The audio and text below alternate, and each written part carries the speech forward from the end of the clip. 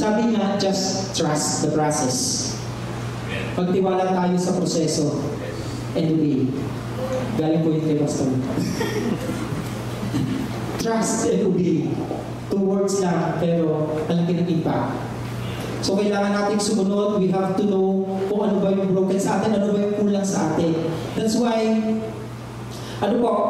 we are blessed. We are blessed, yung mga nasa APIS. Blessed kasi, although nung umpisa, ang motivation ko talaga is makapunta ng Singapore, tapos free pa. Free pa, di ba? Yung magna-number 1 daw, free. Pero mukhang mahirap. So yun yung motivation ko. Pero as weeks goes by, mag-iiba talaga eh. Kasi ang dami mong natututunan. Wherein magagamit mo talaga in the ministry.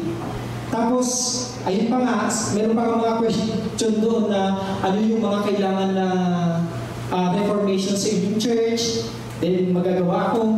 Then tatanong ko kay Sister Aina. Sasabihin ni Sister Aina, yan din yung sagot ko. So, meaning talagang nai-assess natin kung ano yung kulang. Kung ano yung dapat nang i-strengthen sa ating church. So yun, okay na ulit. Thank you. So na-acknowledge agad natin na wala pala akong sound. So pasensya na po dun sa mga nasa for some technical issues. Hindi na, okay na yun. Hindi ko na mauulit. So nandun na po tayo dun sa reformation, dun sa acknowledging kung ano yung ruins, kung ano yung broken, kung ano yung kailangan ng strengthen sa ating buhay, sa ating church.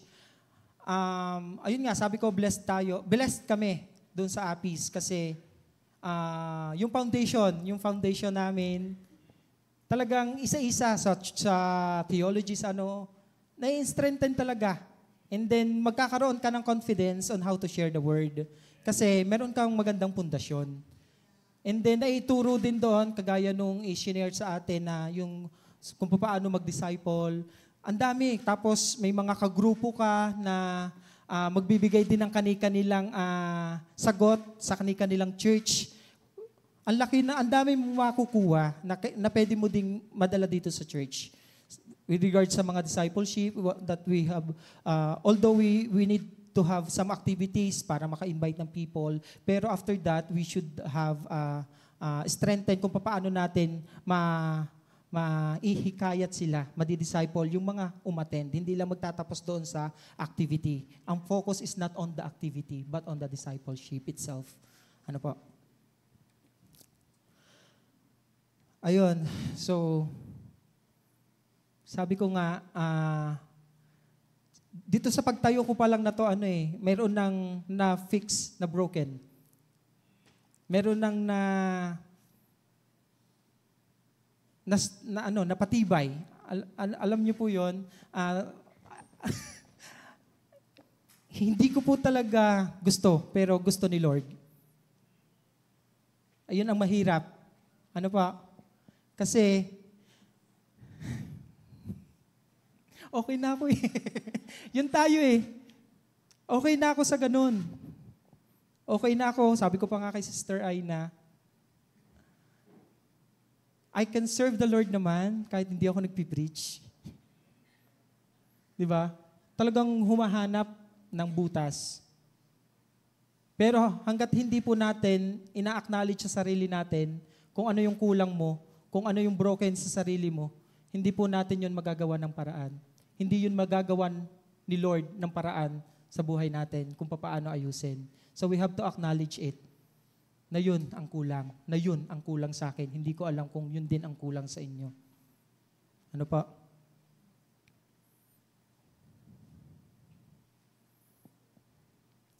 And then, second,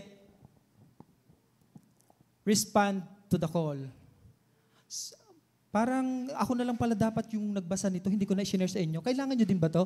Parang ako yung may kailangan nito, no?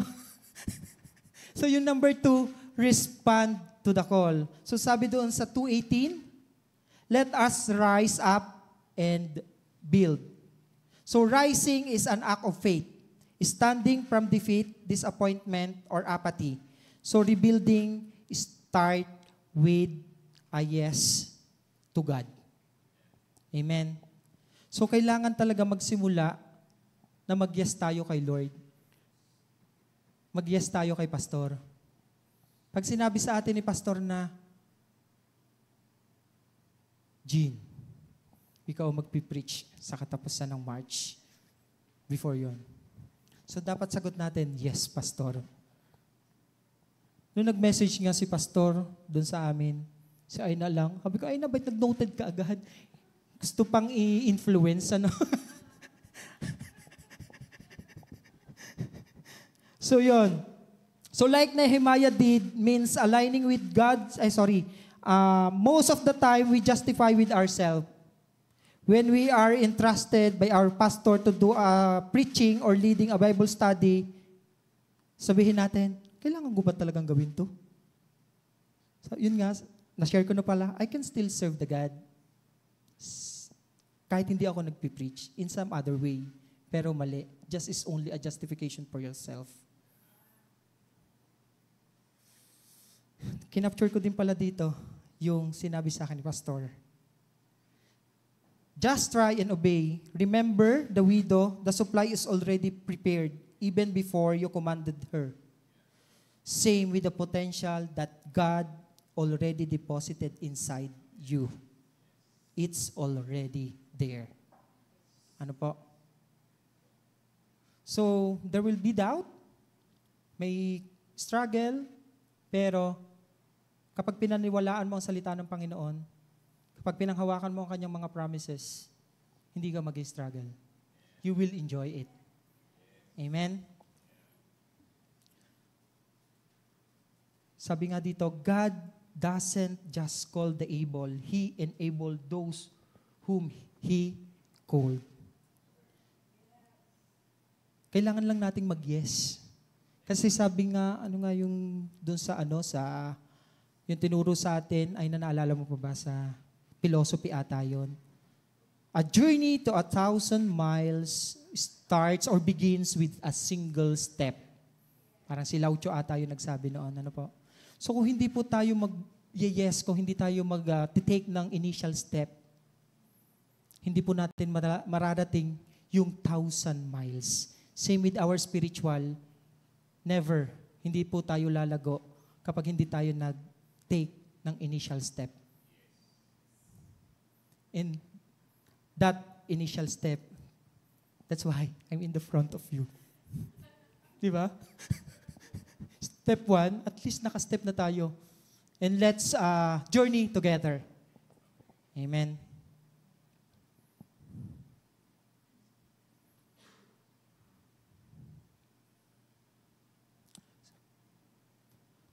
Ano nga nung Zechariah 4:10, wala ata yun sa ano.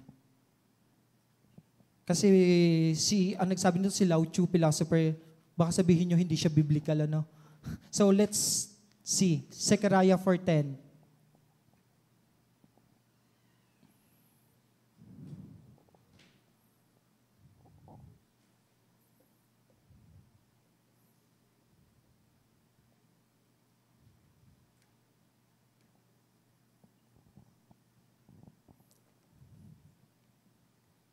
So sabi dito sa Zechariah 4:10, who despises the day of small things, men will rejoice when they see the plumb line in the hand of Zerubbabel. These 7 are the eyes of the Lord which range throughout the earth. Parang iba dun sa aking...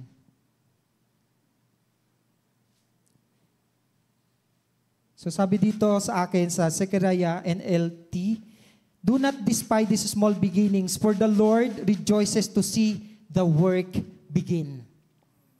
So the Lord rejoices. Naalala ko tuloy yung time na, kasi madami talaga before nung sa old churches pa natin na kapag inutusan, ba't ako? Di ba? Mga ganun. Ba't ako? Pero may turo sa atin na hanggat nagbabat ako, hanggat tayo ay tumatanggi, may naghihehe. Ano? Sabi ko sa iyo, hindi mo kaya yan. Sino yon? Ang kaaway. Pero the moment that we yes to the Lord, sabi doon sa Zechariah 4:10, si Lord ang nagre-rejoice. For the work begin. Even that is a small thing.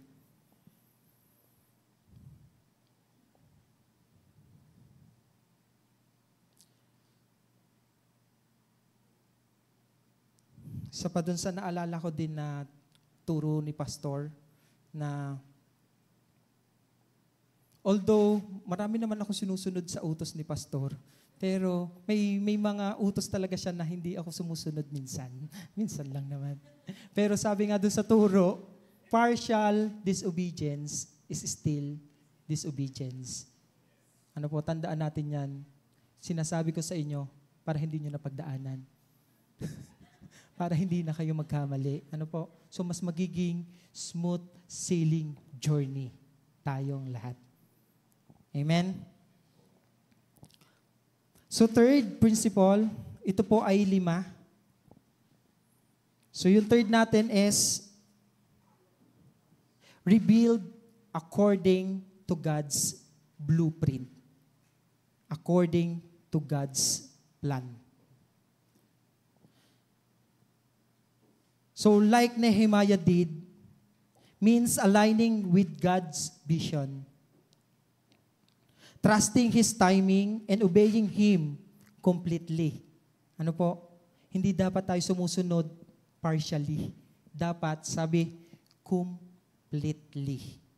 So even in the face of opposition, kasi nung time na to, noong nagpaplano si Nehemiah na i-build yung walls ng Jerusalem, ang daming opposition. Nandun si Tobias and Sanballat. Di ba? So, although there is opposition, hindi natinag si Nehemiah. Because he know that yun ang inuutos ni Lord sa kanya. Amen? So, it's not just about rebuilding structure, but restoring lives, faith, and identity under God's leadership. So God's way prioritizes His presence and His purpose. Not just physical rebuilding, but spiritual realignment. So yun nga sabi ko, we are truly blessed that we had been reconnected with Dr. Boone. Ano? Kasi it helped us to redefine our vision, our mandate. Kasi it allow us to walk forward with a greater clarity. Mas naging malinaw. And yung purpose natin, mas naging malinaw. Ano po? Kaya blessed po talaga tayo. Kaya on July, so we have mentoring under Dr. Boone. So lahat po tayo ay invited to join.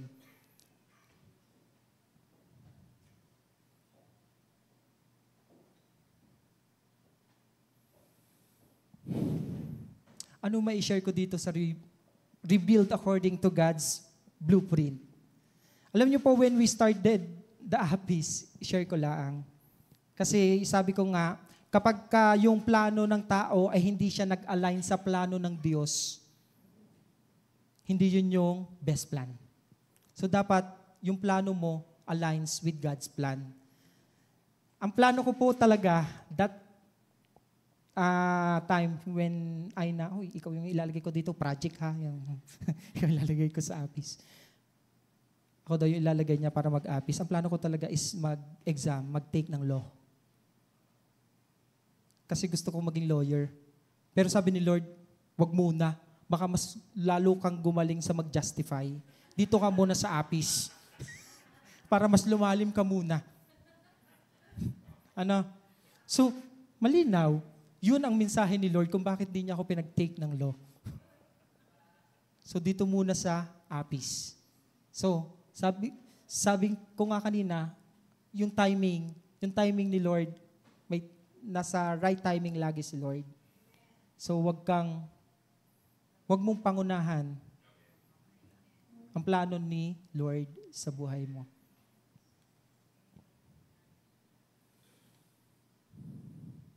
Nakalagay siya dito Kasi nung inaaral ko po yung preaching na to, nakahiga na ako, pero ang dami pumapasok sa utak. Ganun pala yun, pastor. Ang dami pumapasok sa utak. Kailangan ko uling kunin. Ilalagay ko kasi baka ngayon makalimutan ko.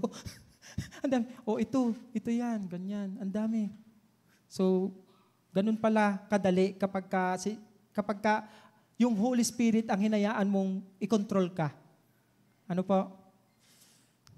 Ayun. Hindi ko din po alam kung need ko pong i-share ito, pero i-share ko na. Sabi ni Micah joke. Alam niyo po, during the visit of Dr. Vun sa farm, pwede namang i-share. Kasi, ano ko naman na nagkaroon na po ng clarity. So, I just want to share this with you. Kasi nung visit po ni Dr. Vun sa Batangas, may nag-offer po sa akin ng job. May nag-offer po, but the timing is a day before the visit of Dr. Vun. So I have the responsibility doon sa farm to make it kaaya-aya and to cut that story. Hindi po ako nagpunta because I feel na hindi maganda yung feeling ko. Struggled talaga ako. Hindi okay. So, ngayon, ginagawa ko tong mensahe. It reminded me na doon sa mga turo na if that is God's plan, hindi ka mag-struggle.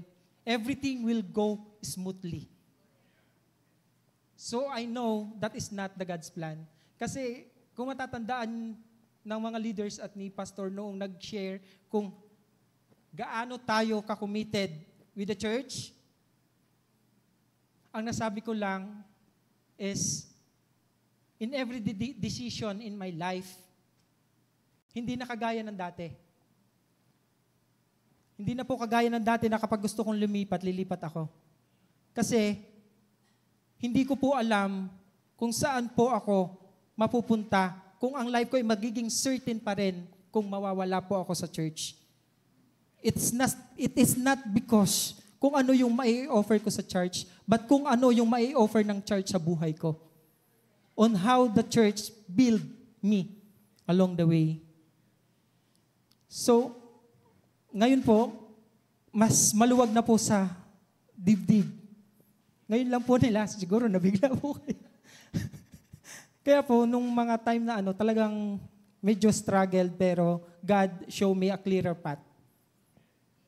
Kaya na-share ko din po sa inyo.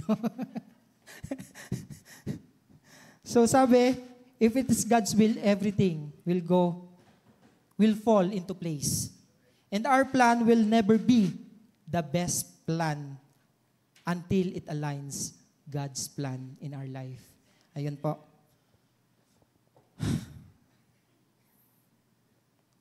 Four na po tayo. Hindi na ako ganun ka-emotional, no? Kasi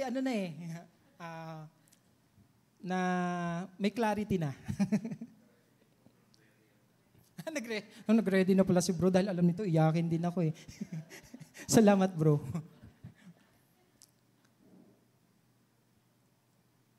May nasulat pa pala ako dito. Ito ay parang narinig ko rin sa mga turo ni Pastor. We are all dispensable. God can easily replace us. But no one and nothing can ever replace God in our lives. Amen. So, doon na po tayo sa principle number 4. Rely on His power.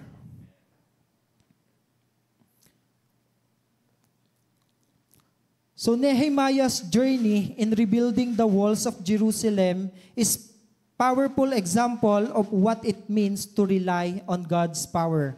So rather than human strength alone, faced with overwhelming opposition, limited resources, and the discouragement of the people, Nehemiah didn't rely on a strategy or skill alone.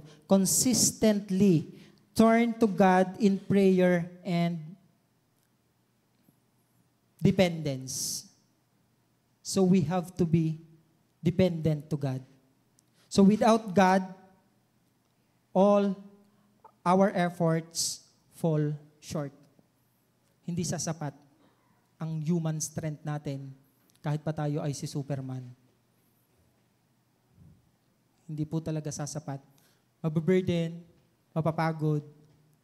Pero pagka nandyan sa buhay natin ang Panginoon, magkaroon man tayo ng trials, magkaroon man tayo ng problema, fighting pa rin tayo. At mas magiging, yung mga makakakita nga sa atin, akala wala tayong problema. Ano? Kasi mas magaan nating nadadala kapag kasama natin si Lord.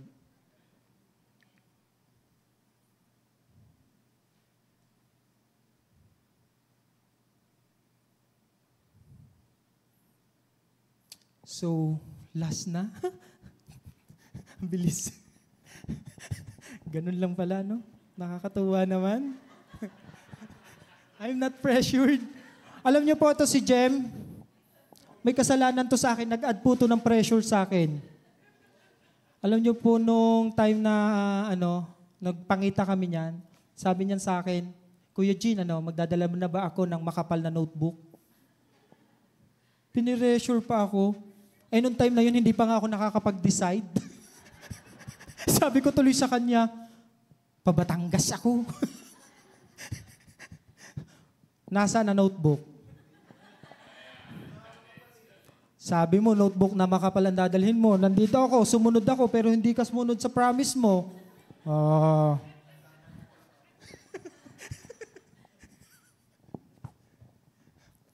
Okay, so let's proceed with principle number 5. Rejoice. Rejoice in the promise. Nehemiah's work of rebuilding the wall was not about construction. It was rooted in God's promise to restore His people.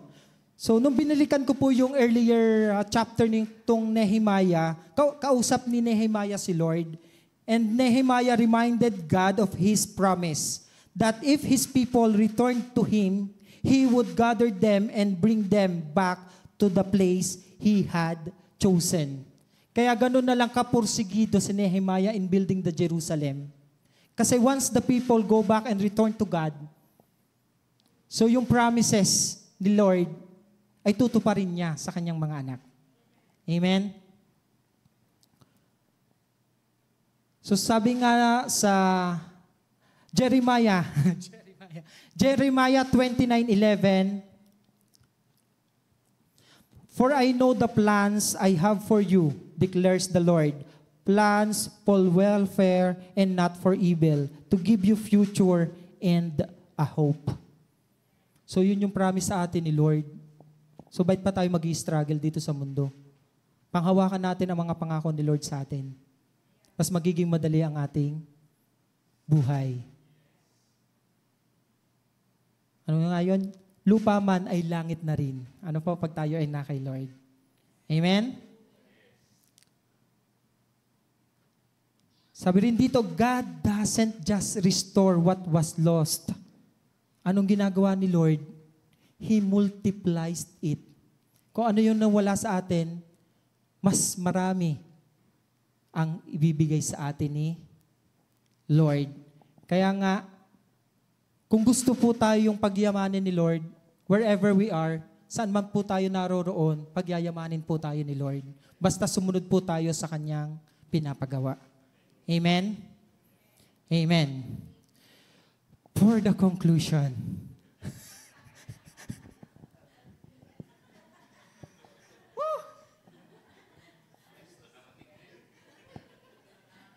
In closing, di ba? So God is not finished with us. He sees the ruins. Alam niya kung anong kulang sa atin. Alam niya kung anong broken sa atin. But He also sees the restoration. Pero alam niya na tayo ay mabubuo at mabubuo in His timing. He is calling us today not just to rebuild what was broken, but to rise with renewed faith build His house His way. Let us rise not in our own strength, but in full surrender to His plan. Let every stone we lay be grounded in prayer, faith, obedience. For when God builds, what rises will last. So kung ano itinayo ni Lord, kung anong ni-rebuild, yan po ay magtatagal talaga. Amen?